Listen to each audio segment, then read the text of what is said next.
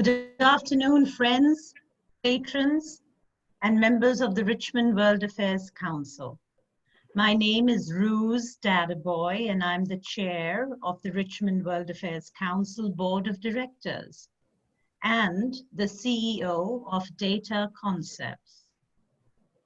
Today, alongside our advisory board member, Dr. Peter Smallwood, I'm delighted to be hosting and moderating our discussion entitled Britain and the European Union, the New Normal After Brexit.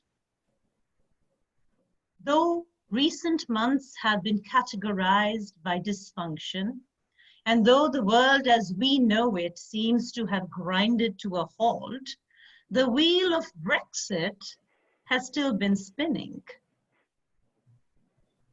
And perhaps without taking much of our attention and without occupying as many of our headlines, the story of Britain's withdrawal from the European Union has still been playing out.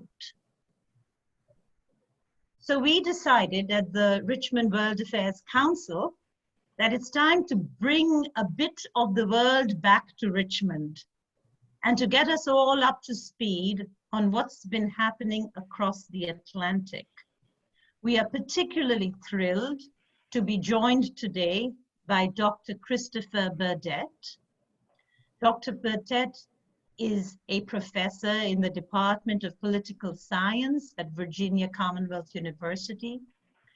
He specializes in European government and politics, politics of the European Union, and political theory. He is a thought leader in this realm. He is a researcher of European security and defense, and has also served on the staff of the former president of the European Parliament. In short, there is no better person to welcome today, so let's begin. To ask our first question, and to get the ball rolling, I ask my associate, Dr. Peter Smallwood, to take the lead. Peter, ready? Absolutely. Thank you kindly. And Professor Burdett, thank you very much for agreeing to spend this time with us. My pleasure. So I'm looking forward to this in part because we all, if it weren't for COVID, Brexit would be the big story right now. And just because it's been knocked out of the headlines doesn't mean it's not really important with potentially long-lasting consequences. So I'm really happy that you're here to help us think these through. So I'll start with sort of a general scene setting. What issues have been decided already, and what are the issues that still need to be negotiated? That's a fantastic question, and thank you for that, Peter. I first want to seize upon two analogies that Rooz offered in her introductory comments. First, she described this as a story. I might put an asterisk by that or supplement that with a tragic story. I suppose that depends upon where one sits. And the analogy of the wheels spinning, I might add to that the wheels have been spinning, but more like spinning in mud. They haven't been going anywhere. So I thought that was entirely appropriate, especially with the first question. And I would say that really the only issues that have been settled thus far is that on December 31st of 2020, Britain leaves the European Union. They've been in a transition period for what would be 11 months as we get to December, during which time they are still able to play by the rules that the EU sets. They're able to trade without tariffs. But as of December 31st, that relationship ends formally. So we can consider that to be an issue that has been settled. And the second issue that really does appear to have been settled is that there will be no extension to this deadline. For the better part of this year, there was a great deal of clamoring within the opposition, within business leaders, the business community in Britain, even the public, asking for an extension. This is too tight a time period to negotiate a comprehensive trade period. or trade agreement, excuse me. And Boris Johnson's government shut the door on this in mid-June, and the deadline for that opportunity lapsed at the end of June. So again, I'll throw that in as an issue that's been settled. At the moment, the negotiators are still working on a trade agreement, which says that they haven't progressed even to the specifics. And that should be worrisome. Negotiations have been underway in some form since February, but the two sides have made no progress. And in that way, the sticking points, there are many, but the sticking points really come down to a few broad areas. The EU wants to ensure a level playing field with the European or United Kingdom. The United Kingdom wants to have a fair and equitable agreement with respect to fishing rights. And just recently, rules of origin have also popped into the conversation as a concern with certain maneuverings by the Johnson government with respect to its post-Brexit policies. But these three areas have been really slowing down the negotiations, and that leaves this question largely unanswered. We're left with those two basic points. They're leaving on December 31st. So has the COVID-19 pandemic affected the course of negotiations or public attitudes about the negotiation? Absolutely. With respect to the negotiations themselves, they started, as I said, in early February, within a day of Britain formally announcing its departure with the passage of the Johnson government's withdrawal bill. And those negotiations proceeded in person through mid-March. And that was the last, there was a quick, right before the borders were shutting down, travel was shutting down, a quick face-to-face meeting between EU negotiators and David Frost, the lead negotiator for the United Kingdom. They had a face-to-face meeting, and then they shifted online and remote, much like we're doing right now. And while they met regularly over this period of time, both larger groups and small working groups, the common sentiment was that it didn't quite have the same feel as in-person negotiations would. So there was a fair bit of excitement when travel restrictions were eased at the end or in June to open the way for a final round, what will likely be a final round of negotiations, the start of which have been in person.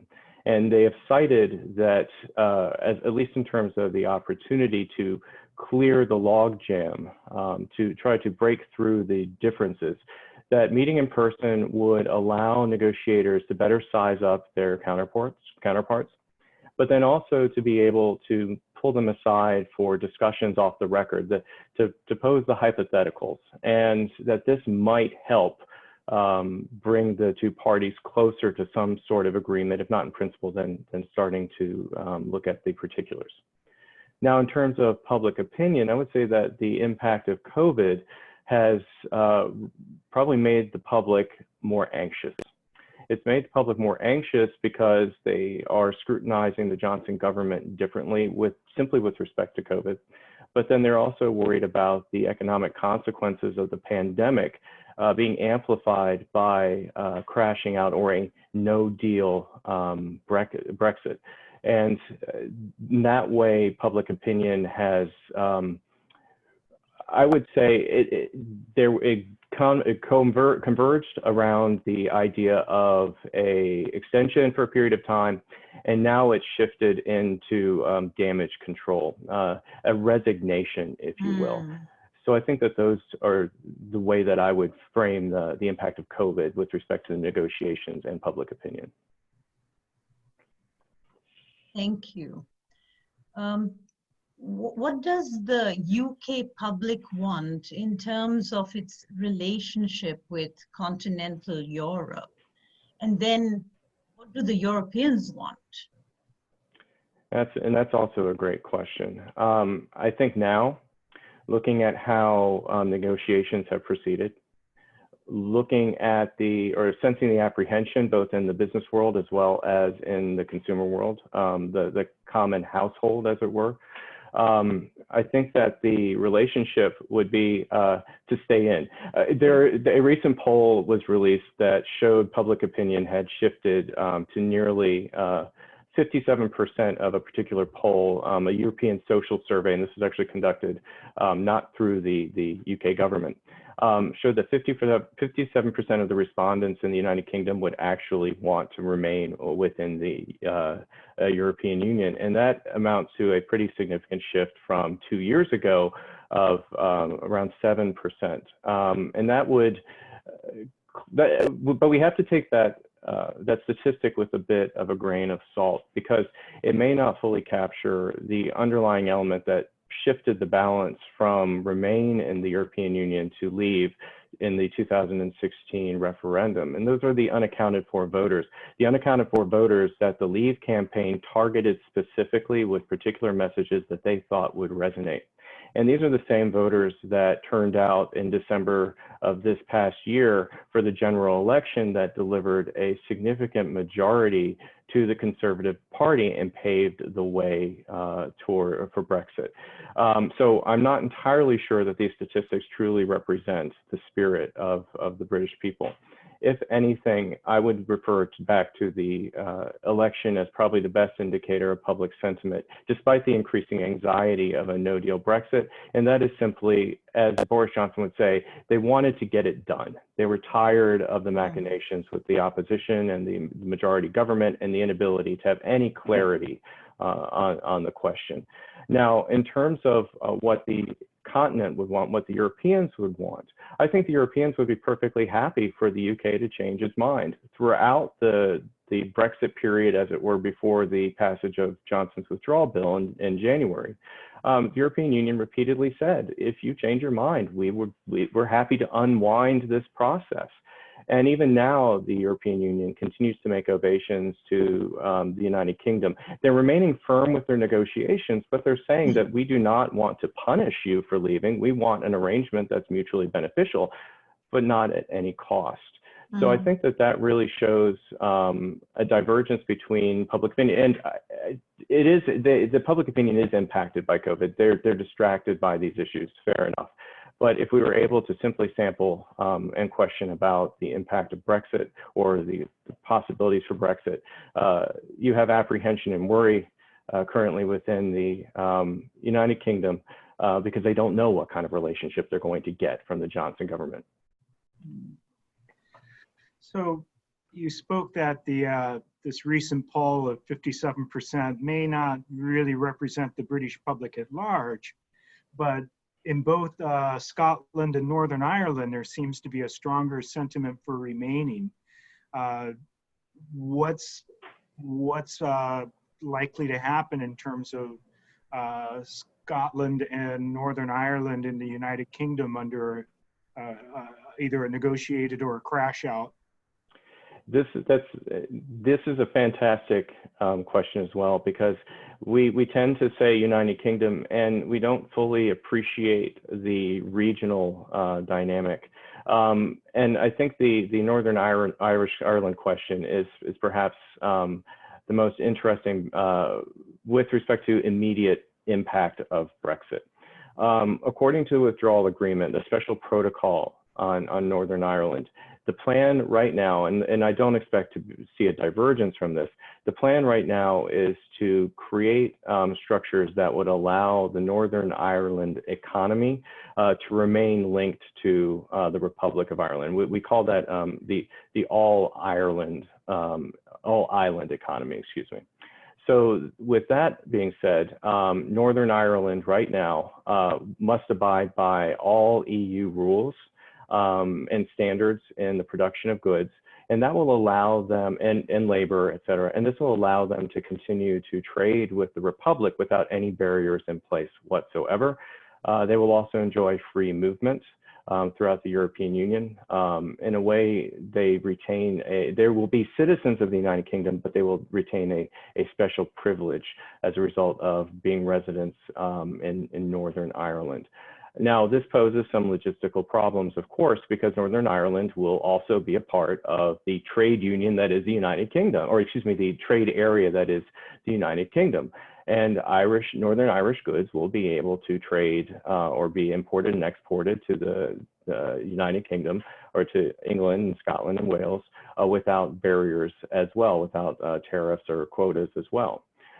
Well, naturally, we have to make sure that we can sort through the goods that are coming in from the EU through the Republic and that are not being charged tariffs and are not subject to quotas, that they have to be tracked and regulated so that they don't all of a sudden flood the UK market. Similarly, goods that are manufactured in the United Kingdom that come to Northern Ireland have to be tracked so that they don't find a way into the EU market without being subject to whatever rules are in place. And they're still working out the finer points of this. This has caused some backtracking on the Johnson administration, Johnson government. They've had to pull back from an original claim that there would be no barriers in the Irish Sea, for example, but now they're going to have to introduce controls. We are going to have to wait for the broader plan. While the Johnson government has just recently begun to release some of the details of the plan as affecting the island, Northern Ireland, that's going to be delayed for at least another couple of weeks, so to speak. So this is going to be a complicated situation. The hope is that they can maintain the work of previous governments to ensure peace, to ensure that trade and the livelihood of the Northern Irish can be maintained without betraying those who remain wedded to the Union, as it were. Now, Scotland is also fascinating. You're right when you pointed out the divergence of public opinion in England versus Scotland. In England, where the wave to leave the EU really originates and was strongest, in Scotland, the opinion was the opposite. In fact, during the 2016 referendum, 62% of Scots voted to remain.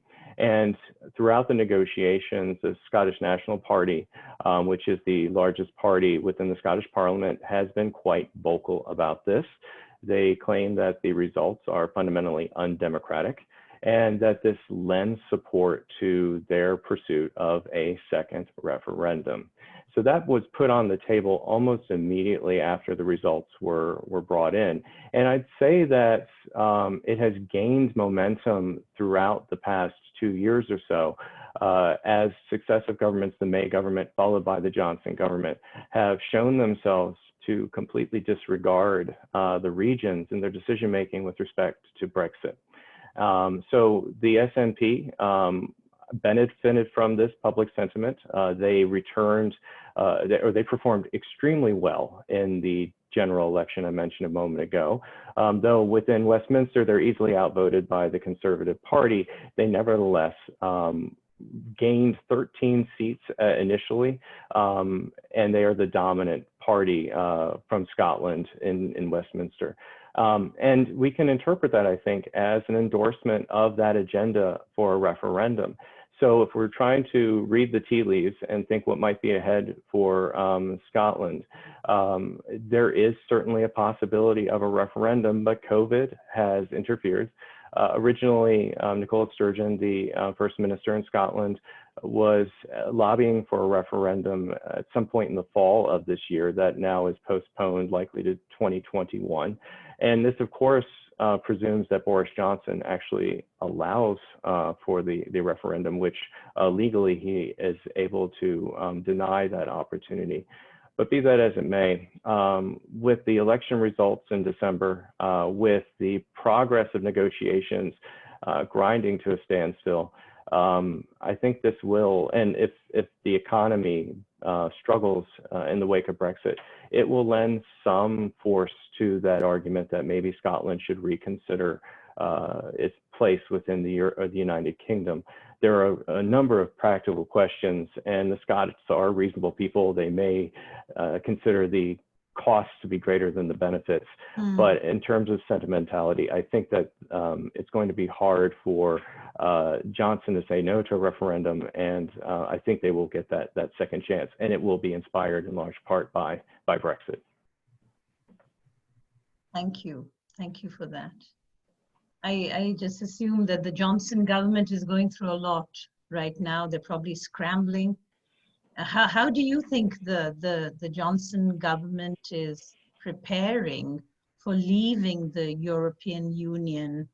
And is there an economic plan to deal with the consequences? One would hope the answer to that is yes, but we have to look at various bits and pieces that have come out in recent months. The dynamics within the government itself, Johnson has done his part to really close the circle. His advisors are committed Brexiteers, and this, I think, helps explain their posture, both with respect to public opinion, with respect to the arguments being made by the business sector, various business sectors in the United Kingdom, as well as their posture toward the European Union. Well, this past week, we started to gain a bit more insight. They launched their PR campaign. I love the title, the UK's New Start, Let's Get Going. It has a certain flair that's consistent with Boris Johnson. You can hear, if you're familiar with his voice, I hear it in my head, this enthusiasm and punctuation that would follow each of those words. And on the PR side, the public relations side, they're going to try to prepare the public for what life will be like outside of the EU. This includes advertisements aimed at very practical details and red tape from things that are going to impact their daily lives, from what the rise in prices that will be expected, as well as what travel will be like to the continent. At the same time, Johnson has revealed two plans impacting UK borders and immigration. And these are issues that are closely intertwined with Brexit and have been since the referendum. The former, dealing with infrastructure, involves a £705 million funding package. And this will largely aim at infrastructural changes needed to prepare the United Kingdom for having to trade with tariffs, having to trade with a hard border in place. With respect to the immigration system, they're rolling out a points-based system that's meant to facilitate highly skilled immigration. And they're receiving criticism for both, but I would say, without going too far into the particulars of the immigration regime, it's a stark reminder that with Brexit comes the end of free movement for nationals in the United Kingdom, or UK nationals, that is. The Johnson government has also recently unveiled plans for what he has described as free ports. And the free ports will benefit from certain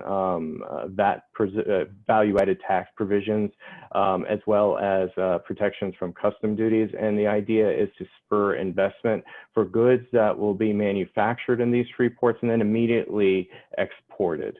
So they're not actually being manufactured for the UK economy. They're being manufactured for exports. Again, this is part of that. What kind of a trade regime are we able to envision now that we are free from UK rules? I think we can also fold in the various trade agreements that are currently being negotiated. You've likely heard of the efforts to negotiate an agreement with the United States. We've heard of the chlorinated chicken, tensions over chlorinated chicken. Well, this is part of that negotiation, but they've also started negotiations with Australia, New Zealand, and Japan. And some interpret the emphasis upon Oceania and Japan as the UK attempting to open the window into the Trans-Pacific Agreement. And in that way, that's part of Johnson's plan, as it were. There will also be a phased implementation of customs duties throughout the next year. Once they leave on January 1st, customs duties go into place. Well, Johnson administration or Johnson government has designed a three-phase plan that will prevent full customs duties, whatever they may be, from being implemented until July of 2021. Now, there are many questions that the public and UK firms remain concerned about. In particular, how is the United Kingdom going to plan for the personnel? How are they going to help firms and the public prepare or achieve the necessary expertise to fill out the customs forms that they need to fill out. I think the number of personnel is somewhere in 50,000. That's the plan, that they're going to hire 50,000 new customs agents.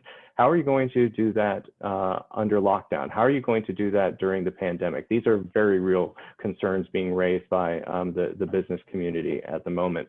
And despite these concerns about the execution of Brexit, and again, whatever it may be, right now we do not know what precisely the relationship between the UK and the EU will be.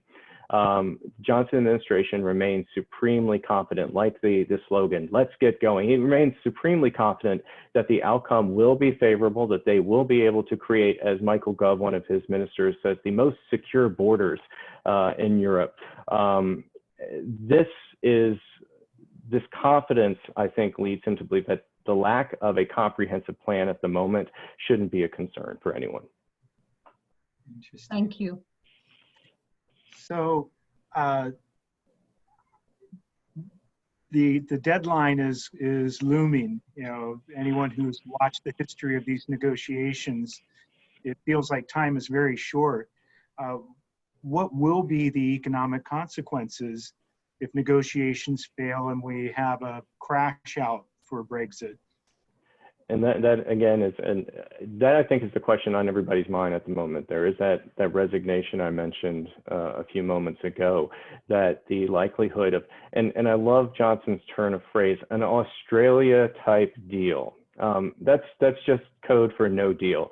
It sounds better when you call it a deal when in reality it isn't. But an Australia type deal, when there's a sense of resignation that this is going to be the outcome.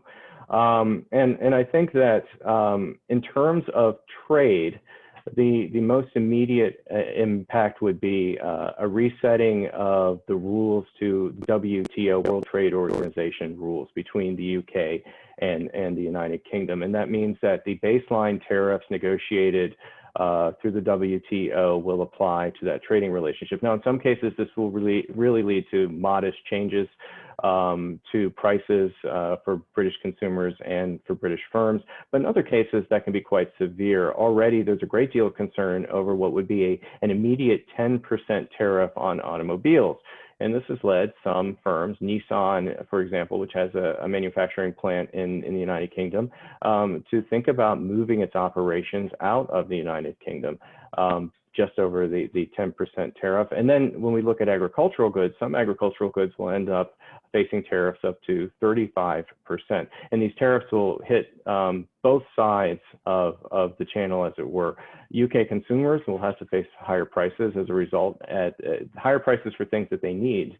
And then British exporters are going to also face the consequences of now having to charge higher prices, or their goods will be subject to higher prices on the continent, and that could very well decrease their revenue and impact their livelihood. So without a comprehensive deal, that would be the trade arrangement. Now, we should. The sky is falling, but not quite to the full extent. Just because they may exit on December 31st without an agreement does not mean that the door is completely shut and they're never going to talk to each other again. There may very well be ad hoc agreements. The Australia type deal points to this, that there's a possibility or a likelihood that they will negotiate more finely tuned agreements rather than something that is comprehensive. So the crashing out doesn't mean that, again, that the WTO baseline is going to be the future indefinitely. But as of January 1st, that would be the outcome, and it will lead to higher prices. Now, in terms of trying to put some numbers around this, some studies, including a study that was leaked 2 years ago, pointed toward the consequences of Brexit as a 5% on average, a 5% decline in the British economy over the next 15 years as a result of leaving the European Union. And that's if there is, in fact, a comprehensive deal. Without one, that number increases dramatically. Now, you might hear some hope that the ongoing negotiations with trade agreements with, for example, the United States could help offset the costs of leaving. But when you put all of those in the basket and you see the benefits of trade with the continent, a comprehensive trade deal with the continent, and these comprehensive trade deals that may be signed with the United States or Japan, the percentages just don't add up. Over 15 years, the benefits of a comprehensive trade agreement with the EU, according to figures that I've seen recently, would be in excess of 4.7%.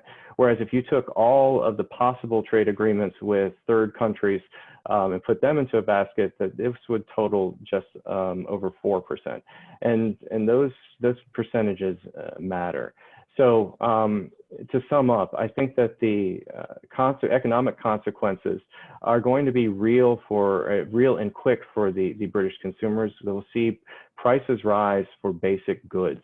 And then you will see the consequences also impacting firms as they grapple with not only having to worry about the prices of their exports, but also the prices of inputs, the imports that they are using in order to manufacture their goods, whether it's for trade within for the UK market or the continental market. And then there are the hidden costs, the non-tariff barriers that go along with having to now pay for visas for anyone who wants to travel to the continent. So there are a great deal of these hidden costs as well. And as far as I can tell, none of it looks good.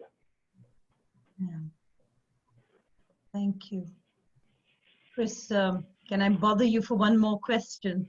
Oh, my pleasure. Thank you. I'm clearly enjoying this. We are too. Thank you. So, do you think Britain's post-Brexit foreign policy will be significantly different than it was prior? And is the country any more or less close to America or other non-European global powers? And this is an important question because at the moment it really is not being talked about. The Johnson government has taken security and defense entirely for granted in the Brexit negotiations. But I think that isn't necessarily a worrying sign either. The waves, as it were already pushing the United Kingdom closer to the United States well before the referendum actually occurred.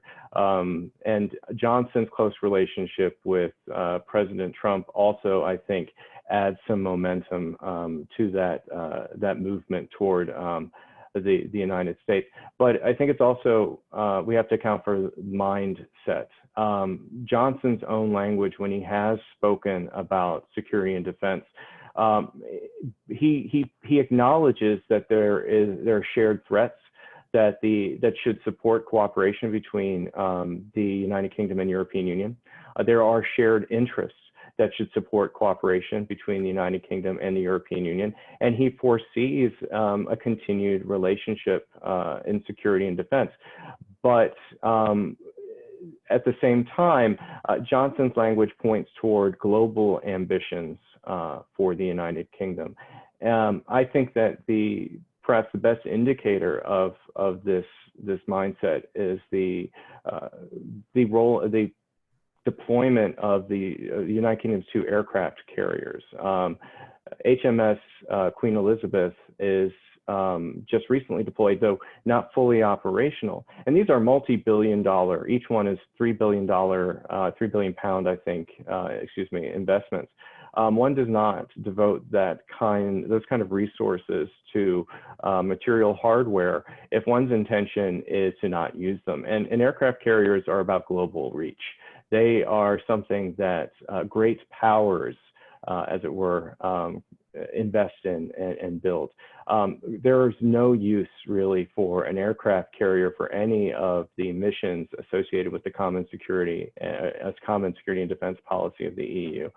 So in that respect, I think that we see an investment in hardware that is an indicator of Britain's intention to be a global power. In fact, HMS Queen Elizabeth is already committed to exercises with the United States and Japan in the spring of 2021, and guess where? The South China Sea. Of course. So, and with the recent chest thumping over China's infiltration and tech infiltration of the UK market, I think Britain's gaze, and Hong Kong as well, actually, Britain's gaze is on the Far East. And in that context, the aircraft carriers make more sense. And not to, again, try to distill everything down to this one, or rather two pieces of hardware.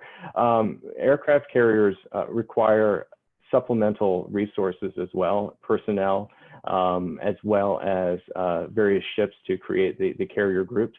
And the United Kingdom simply doesn't have the resources for those yet. So if you're going to use these new assets, the United Kingdom will need to rely upon bilateral relationships. And while there are possibilities within the CSDP for these, one has to ask whether the European countries see that as the best use of their own resources. Whereas if we look across the Atlantic, we see the United States, which clearly does believe in shared responsibility for global defense, but also has the assets to complement what the investment, the significant investment the United Kingdom has made. So we will continue to see the United Kingdom attempt to be this bridge between the common security and defense policy of the European Union and NATO. That's a role that it has played comfortably for decades. I think the United Kingdom there's no reason for that to change. But as we also think about where the UK priorities are, its self-conception as a global power, one might say a romantic conception of itself as a global power, is the strongest indicator that most of the resources and attention will very likely go, in terms of higher level security questions, will go toward its relationship with the United States. I'll end by supplementing my observation by pointing out that the United Kingdom and the EU share what we'll call a 360 view of security, which is a broader view of the threats and actions that need to be taken to resolve those threats, to help with the resilience of states that are under threat. And in that way, British assets can still play a part in CSDP missions that are better suited for those operations. So at that point, there will need to be some negotiations. Most likely, though, we'll see bespoke arrangements between the United Kingdom and the EU over the use and deployment of UK security assets. But that's no different than how things are currently. So the long and short of it is we really won't see too much of a change. Things are not going to be for the worse. And perhaps a greater role for the United Kingdom could actually, in global security matters, could actually benefit the EU as providing another voice, not necessarily echoing the United States, but perhaps even providing a different viewpoint than the United States. And that could be to Europe's benefit. Thank you. My pleasure. Thank you. Thank you very much. This has been a wonderful, wide-ranging conversation of Brexit, from political to economic to geopolitics and global security. So certainly have you given all of our listeners plenty to think about. For my part, I'm eager to check in with an Australian colleague to see what they think of this Australia-type deal. Like, that was new for me. I'm curious as to how the Aussies think about that. Yes. We are hopeful that if conditions allow, we will have you back in a few months to talk about this back in our usual place at the Jefferson and do it live. Of course, that depends on circumstances beyond our control. We just have to wait and see. To all our World Affairs Council viewers and listeners, I'll say that at present we do not have any live events scheduled. Our website for upcoming events may be a bit out of date. We'll try to get that addressed as quickly as we can. We are hoping to have another virtual event like this in August. We will send out notifications as soon as we can. And then lastly, I will thank you again, Professor Burdett, for such a wonderful presentation. Entirely my pleasure. And I too am keeping my fingers and toes crossed that we will be in a place in October where we can convene together. And as long as we're all safe and healthy, and that's what matters most. Thank you, Professor Burdett. Thank you, Dr. Smallwood. Thank you for the opportunity. It's been wonderful. This concludes our program, and thank you for watching. Bye.